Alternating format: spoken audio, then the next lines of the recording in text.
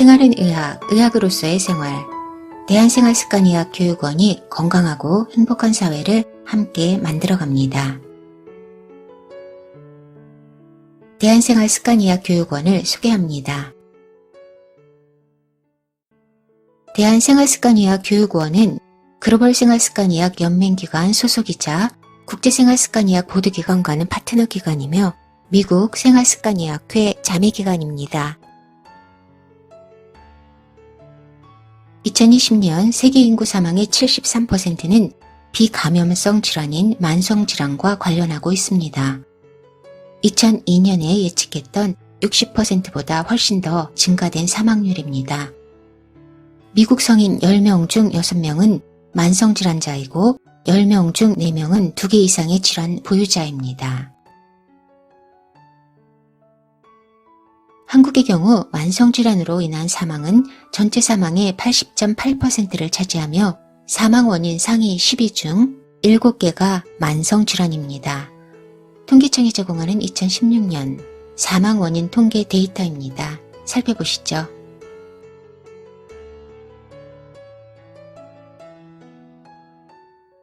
만성질환들이 나타난 공통 바이오마커는 산화 스트레스 및 만성적 염증, 고C 반응 단백질, 고크리에티닌, 미토콘드리아 저활동 및 불기능, 고지질, 고콜레스테롤, 고혈압, 동맥경화증, 고공복 혈당, 고당화혈색소, 혈당 변동, 인슐린 저항증, 저인슐린 민감성, 저인슐린 생산성, 저스트레스 저항 및 저프로티오스테이시스, 저줄기세포 기능, 부정적 또는 불균형적 유전자 발현, 짧은 텔로미어 길이 및 저조한 텔로미라제 효소 생산 등이 되겠습니다.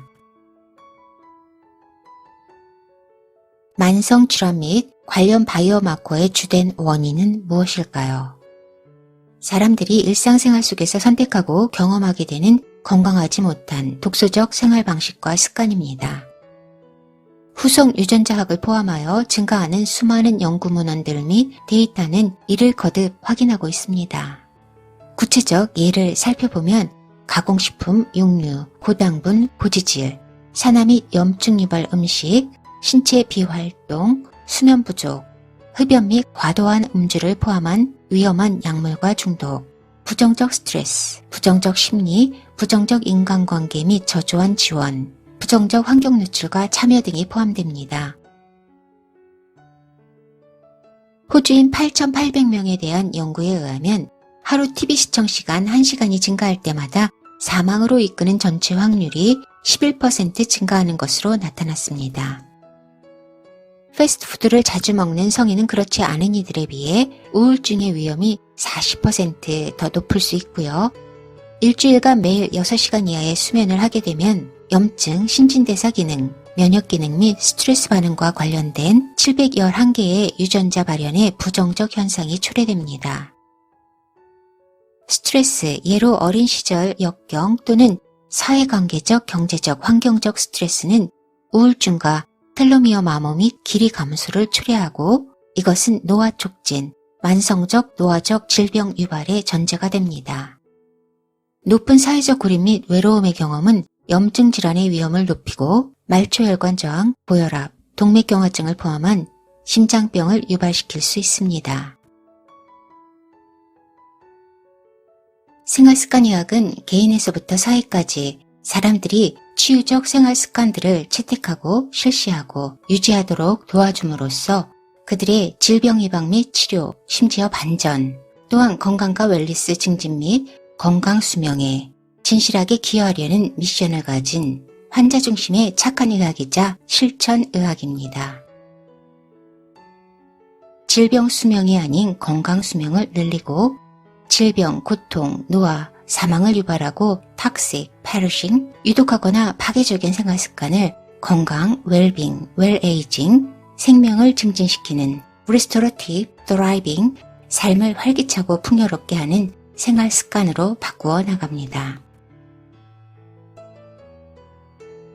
생활습관의학 중재에 활용되는 치유적 라이프 스타일은 완전 음식과 식물성 기반 식생활, 활발한 신체 활동과 규칙적인 운동, 양질의 수면, 위험한 약물 사용 회피, 스트레스 관리와 회복 탄력성, 긍정적 심리 및 정서적 웰빙, 긍정적인 사회적 관계와 친사회성, 긍정적 환경 노출 및 참여, 여러 다른 근거 기반 비약물성 생활 방식 등이 되겠습니다. 좋은 생활습관 중재가 가져오는 건강의 긍정적 헬스 아웃컴들을 몇 가지 살펴보겠습니다. 먼저 하루 수용성 식이섬유 섭취량의 10g 증가는 복부 지방 증가의 위험을 3.7% 감소시킵니다. 비만과 육류 섭취의 증가가 유방암 발병 위험을 증가시키는 반면 대두, 과일 및 채소류 섭취 증가는 유방암 발병 위험을 감소시키는 것으로 나타났습니다.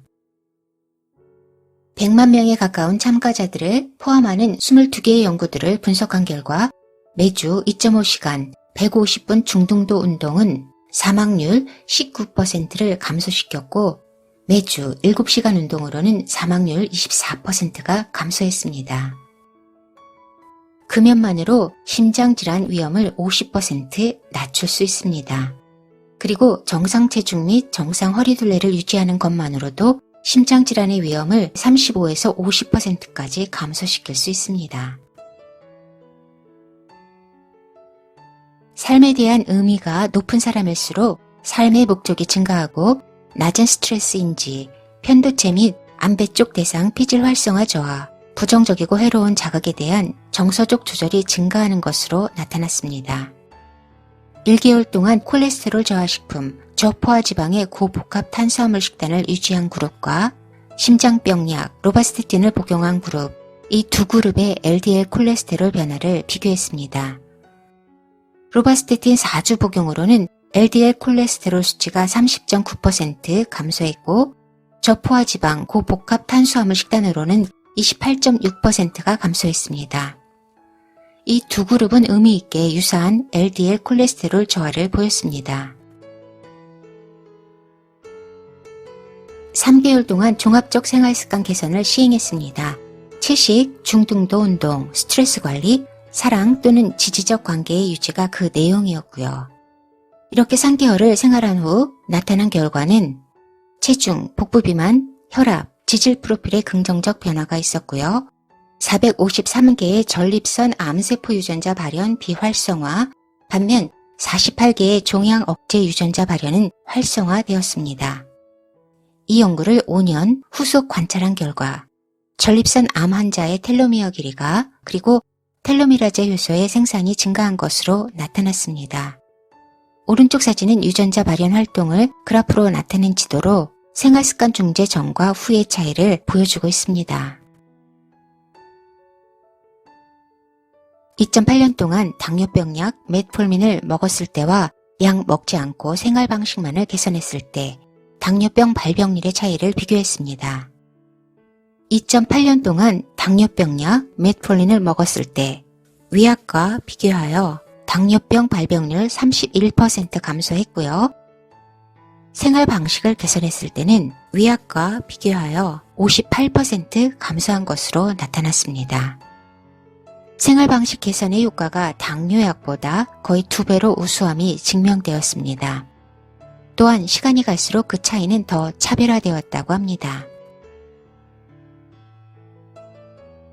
이제 생활습관병인 만성질환의 근본 치료에는 생활습관의학이 그 해결책입니다.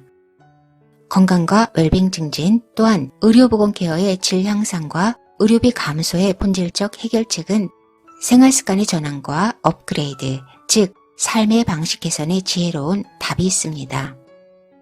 생활습관의학, LM은 모든 의학의 기본이자 중심이며 1차 치료법입니다. 현재 LM은 미국 및 글로벌에서 가장 급증이 발전되고 채택되고 있는 의학입니다. 전통의학과 생활습관의학 사이에는 어떤 차이점들이 있을까요? 전통의학은 환자의 위험인자 치료인 반면 생활습관의학은 생활 방식 및 습관의 원인 치료입니다. 치료에 있어 환자는 수동적 수용자가 되는 전통의학과는 달리 생활습관의학에서 환자는 치료에 있어 능동적 파트너가 됩니다. 환자에게서 큰 변화가 요구되지 않는 전통의학, 반면 생활습관의학에서는 환자에게 큰 변화가 요구됩니다. 전통의학의 치료는 종종 단기적이고 생활습관의학의 치료는 항상 장기적입니다. 전통의학에서 책임은 진료자에게 대부분 전가되고요. 생활습관의학에서 책임은 환자에게 대부분 전가됩니다. 전통의학에서 약은 치료의 목적으로 사용됩니다. 생활습관의학에서 약은 필요에 따라 부수적으로 사용됩니다. 전통의학의 핵심은 진단과 처방이고 생활습관의학의 핵심은 동기유발과 수능입니다. 전통의학의 목적은 질병관리이고 생활습관의학의 목적은 질병 예방이죠. 환자의 생활이 고려되지 않는 전통의학과는 달리 생활습관의학에서는 환자의 생활환경이 고려됩니다. 전통의학에서 부작용은 유익성에 의하여 균형을 갖추게 되는 것과는 달리 생활습관의학에서 부작용은 결과의 한 부분으로 간주됩니다. 전통의학에서는 전문 의사들을 포함하는 반면 생활습관의학에서는 다른 건강 전문인들도 포함합니다. 의사 중심의 1:1 개별적 진료를 하는 전통의학과는 달리 생활습관의학에서 의사는 건강전문팀과 협력하며 코디네이터 역할을 합니다. 전통의학과 생활습관의학의 차이점들을 살펴보았습니다. 생활습관의학에는 15가지의 핵심 역량이 있습니다.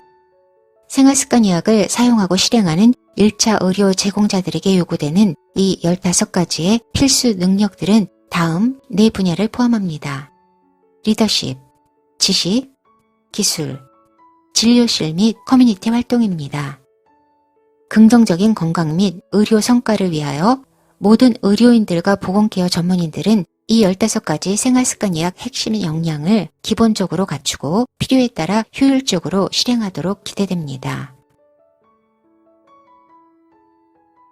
생활습관의학 핵심 역량 15가지 중 리더십에 해당하는 2가지는 1번 건강행동들을 의료케어 및 질병 예방 그리고 건강 증진의 기초로서 증진시킨다. 2번 건강행동들 실시를 추구하고 건강행동들을 지원하는 학교, 직장 및 가정 환경을 조성한다. 생활습관의학 핵심 역량 중 지식에 해당하는 2가지. 3번 구체적인 생활방식 변화들이 환자들의 건강 결과에 영향을 미치는 근거들에 대한 지식을 시범적으로 보여준다. 4번 의사가 환자들 및 그들의 보호자들을 참여시킴으로써 환자의 건강행동들에 긍정적인 영향을 미칠 수 있는 방법들을 서술한다. 생활습관의학 핵심 역량 15가지 중 평가 또는 사정 기술들에 해당하는 3가지로는 5번 환자들의 행동들 및 결과적으로 나타나는 건강 성과들에 관한 사회적, 심리적 및 생물적 전제성들을 평가한다. 6번 환자들 및 보호자들의 건강 행위 변화 수행에 대한 준비도 및 의지 그리고 능력을 평가한다. 7번 생활방식의 주요 증세들이 포함된 생활방식 관련 건강 상태에 관한 구체적 내력 및 신체 검사를 수행한다. 주요 증세에는 흡연, 음주, 식사, 신체활동, 체중, 스트레스, 수면 및 정서적 웰빙 등이 포함된다. 또한 검사 및 진단에 관한 테스트들을 오더하고 해석하며 생활 방식과 관련된 질병들을 모니터한다.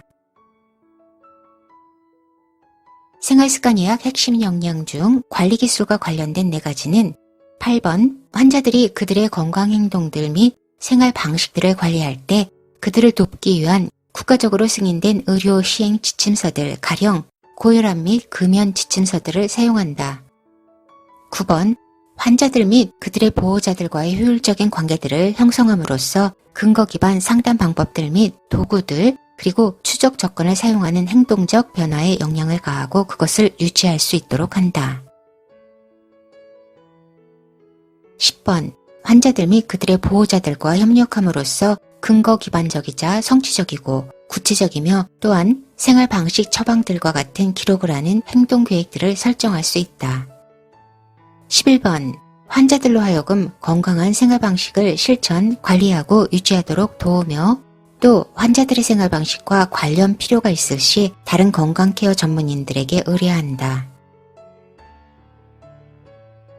마지막으로 진료실 및 커뮤니티 활용에 해당되는 생활습관의학 핵심 역량 4가지. 12번 건강케어 전문의들과의 다학제적 팀을 이루며 시행할 수 있는 능력을 가지고 또한 팀 접근을 지원한다. 13번 결정을 지원하는 테크놀로지를 포함한 생활방식 의료 케어를 지지하기 위하여 진료실 시스템 및 실천 사항들을 개발하고 적용시킨다. 14번 개인 또는 그룹 환자들에 있어서 생활방식 중재의 질을 향상시키기 위하여 과정들 및 결과들을 측정한다. 15번 건강한 생활방식 실시를 지원하는 적절한 커뮤니티 자원들을 활용한다. 생활습관의학 교육의 필요성과 요구성 살펴보겠습니다. 의료인들의 생활습관 카운셀링 시행률이 저조합니다. 예로 비만 환자의 운동에 관해서는 33%, 식단과 관련해서는 42%, 체중 조절에 대해선 36%, 금연과 관련해서는 21% 정도로 미약한 수준에 그치고 있습니다. 의료인들의 생활습관 관련 카운셀링 및 중재에 대한 역량과 자신감은 저조한 편이고요. 의대생들의 생활습관의학 교육은 저조하나 생활습관의학 교육 및 미래 환자 케어에 대한 관심은 높은 것으로 나타났습니다. 의료인 및 수련의, 또 의대생과 간호사들, 이들의 개인건강 생활 실시가 저조한 편이라고 합니다. 의사들의 환우의 위험 생활습관, 행동사정을 포함한 예방의료 케어의 실행이 증가하면 매년 무려 10만 명의 환우들을 구할 수 있습니다. 21세기 의학의 기초이자 중심인 생활습관의학의 핵심 역량과 기초를 국내 의학 및 의료케어, 또한 보건복지사회 분야에서 종사하는 전문가들과 수련의, 학생 등은 기본적으로 학습하고 접목하고 실행하도록 기대되고 있습니다. 시대의 불응과 필요에 합당히 지원하기 위하여 국제 LM 인증기관인 KCLM은 국제생활습관의학 보드기관 IBLM과 함께 파트너로서 생활습관의학의 핵심 역량에 관한 교육기회와 전문성을 표준화하고 인증하는 전문의 및 전문인 보드 자격증 시험을 제공하고 시행합니다. 한국 기반 IBLM, KCLM, 보드 전문 자격증을 취득한 생활습관의학 전문의 또는 전문의는 IBLM 및 글로벌 LM 연맹기관을 통하여 국제선상의 생활습관의학 필드에서 그들의 역량과 전문성을 인정받습니다.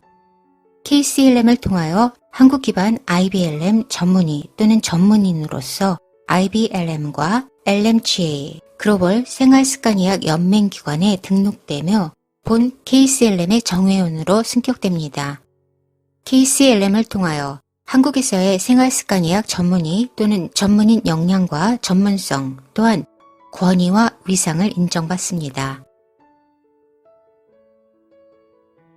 2019년 4월 아시아 생활습관의학회를 통하여 한 명의 국제 한국계 생활습관의학 보드 전문의가 배출되었고 같은 해 12월에 역시 11명의 국제 한국계 생활습관의학 보드 전문의가 그리고 5명의 보드 전문인이 배출되었습니다. 국제생활습관의학 보드 전문 자격증 시험 주체는 국제생활습관의학 보드기관과 대한생활습관의학 교육원이 파트너로서 매년 국제생활습관의학 보드 전문 자격증 시험을 시행합니다. 국제생활습관의학 보드 전문 자격증 시험에서는 언어 편리를 위하여 한국어 보드 시험 선택이 가능합니다. 보드 시험 준비를 위한 온라인 보드 리뷰 코스와 포함된 매뉴얼도 한국어 선택이 가능합니다. 국제생활습관의학 보드 전문 자격증 시험의 응시 자격 대상은 셋으로 분류됩니다. 의사가 있고 의료 케어 및 보건사회복지 관련 분야의 박사 석사가 있습니다. 그리고 특별 대상으로 널싱 배출러를 가진 간호학사가 있습니다. 응시 자격 요구사항으로는 보드기관에서 인정하는 30학점을 온라인 평생의교육 CME 또는 평생교육 CE로 충당해야 하고 역시 보드기관에서 인정하는 10학점은 오프라인 CME CE로 충당해야 합니다. 환자 사례 연구는 오직 의사에게만 요구됩니다. 응시 대상에 따라 시험 문제 수가 달라지는데요. 의사 150문제, 박사 석사 120문제, 간호학사는 90문제입니다. 응시 자격으로 요구되는 30학점 온라인 CME, CE는 미국 생활습관의학 및 국제생활습관의학 보드기관이 보드 시험 준비 지원을 위해 개발하여 제공하는 온라인 매뉴얼 기반보드 리뷰 코스를 수료함으로써 30학점 취득할 수 있고, 이 리뷰 코스는 시험 준비에 도움이 됩니다. 영어, 한국어 언어 선택 가능합니다. 10학점 오프라인 CME, CE는 대한생활습관의학 교육원이 보드시험 실시와 함께 개최하는 10학점 세션, 세미나 참여로 현장에서 충당이 가능합니다. 국제생활습관의학 세미나에서는 생활습관의학 기초에 관련된 총 10챕터가 각 1시간의 강의로 제공되므로 학습에 도움이 됩니다. 이 세미나 참석으로 보드시험 요구사항인 오프라인 10학점을 수료할 수 있습니다. 강사는 미국, 영국, 한국 생활습관의학 전문가들로 구성되고 하이브리드 포맷으로 제공됩니다. 대한생활습관의학 교육원은 국제 LM 인증기관이자 국가대표 LM 기관이며 국제 경쟁력을 갖추면서 국내 최초로 설립된 비영리 LM의 교육원입니다. KCLM은 국민과 사회의 건강 및 건강케어 시스템의 전환을 위하여 의학과 의료케어 또한 보건사회복지 분야의 전문가들의 LM 역량 학습과 지참 또한 접목과 시행을 도와드리며 LM을 포함한 국제 경쟁력을 갖추고 활용하는 과정을 지원해드립니다. KCLM은 국제적으로 입증된 LM 의교육 및 임상과정 교육 기회들을 비롯하여 관련되는 자원과 툴, 전문 자격증 시험, 네트워크 등의 학술 활동을 제공하고 보급합니다. KCLM은 21세기의 중심의학인 LM을 기반으로 만성질환의 근본 해결 및 건강생활 증진과 건강한 삶의 문화를 창출하며 또한 우리 모두의 공동 목표이자 화두인 건강하고 행복한 국민과 사회를 함께 이루어가는 여정에 모두의 파트너 및 팀으로 함께합니다.